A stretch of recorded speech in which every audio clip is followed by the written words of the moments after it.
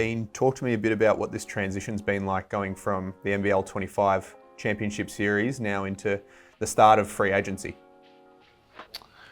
It happened really quickly. There was conversations in Wollongong after the game with key personnel just about, what it looks like moving forward, and you start those conversations, and I think it's a good thing. We've got such a roster that we've got to build this year with only kind of 3 guys locked in that, we need to be present just like we ask players to be, and next play, move on and keep trying to build the best roster that we can to try and win the championship again. So it's been a really good distraction to help move on. Talk about those 3 guys that are locked in for NBL26 in Chris Goulding, Tanner Krebs and Dash Daniels.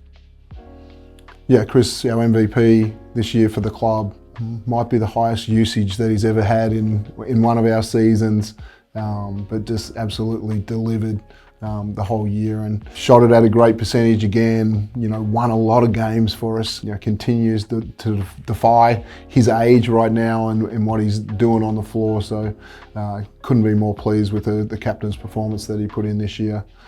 Tanner Krebs, we saw really good growth throughout the year in some key areas that we wanted for him, and in his rebounding, in his general toughness on the floor, and was a key down the end of the regular season to really help us put us in that position of top 2.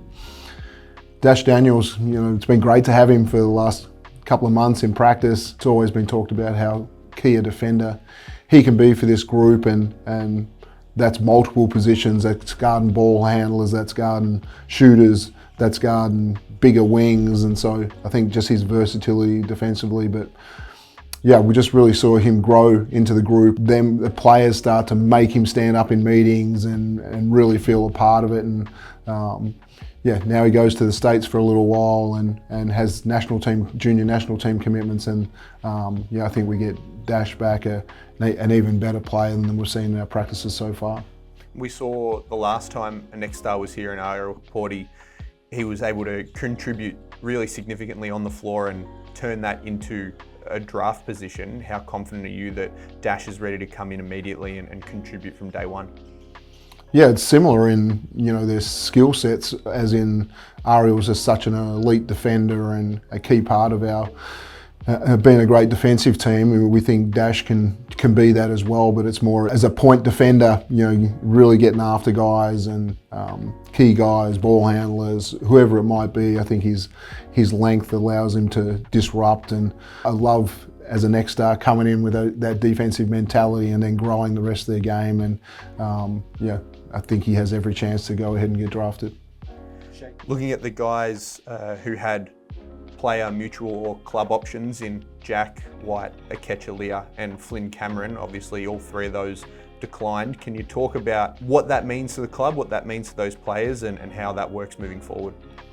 Yeah, I think options, whether it be team option, player option or mutual options, they're really about timing. And if the time's right for both parties to go ahead and make that decision, then you can lock it in. If there's other factors there where, hey, the timing's not quite right, need to just go and sort some other things out. In our case, sort some major pieces out in our roster before people actually know exactly what the role looks like. So we stay in touch with each one of those 3 guys, and all 3 of them certainly have the potential to get, when the timing's right, to still be Melbourne United players.